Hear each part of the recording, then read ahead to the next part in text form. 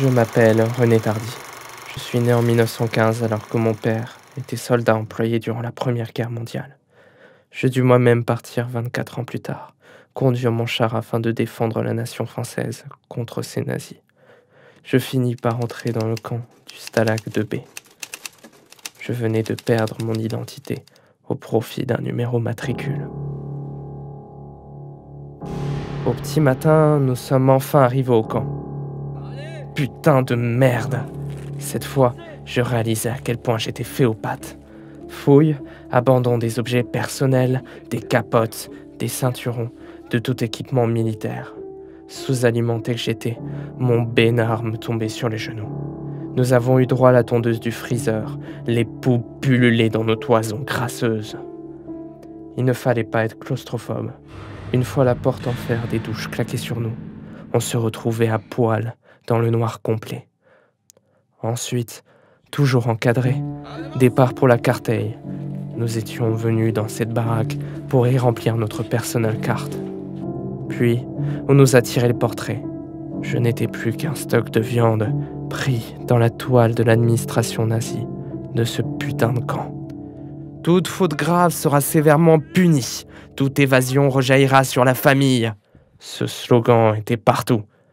Les Allemands avaient soudain des milliers d'esclaves à leur disposition. Des gars partaient, ne remettant les pieds au stalag qu'à l'article de la mort pour y crever comme des bêtes de somme, épuisés ou malades, devenus inutiles à l'édification du Reich éternel.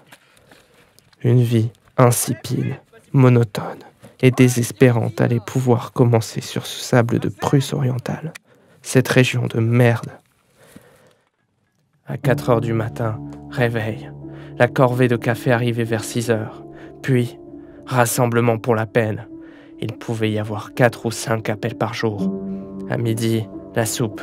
Si on bouffait ça avec un 6e de boule de pain, les jours fastes, on était envahi d'une puanteur persistante. L'appel. Toujours ce putain d'appel, et par -15, -20 et quelquefois -30. Pour des types sous-alimentés, c'était un véritable supplice que ces salopards prolongés par du sadisme. Certains saisis par le froid s'effondraient sur le sol gelé. Certains détenus punis étaient soumis au supplice de la pelote, avec, en bandoulière, 2 musettes remplies de briques. Debout! Couché! À genoux! Rampé! Et ça durait des heures. Durant les jours qui suivirent, chaque matin, les sentinelles refoulaient les prisonniers dans leurs baraques pour dissimuler à leur regard des charrettes débordant de cadavres. Mais nous avions bien vu, tout au fond du camp, les corps balancés à la volée dans des charrettes, corps nus, dépouillés par leurs compagnons, bien plus malheureux que nous. Le sinistre convoi remontait les centrales de granit pour se rendre à proximité d'une grande fosse qui avait été creusée à l'extérieur du camp. Les cadavres y étaient alors déversés et brûlés.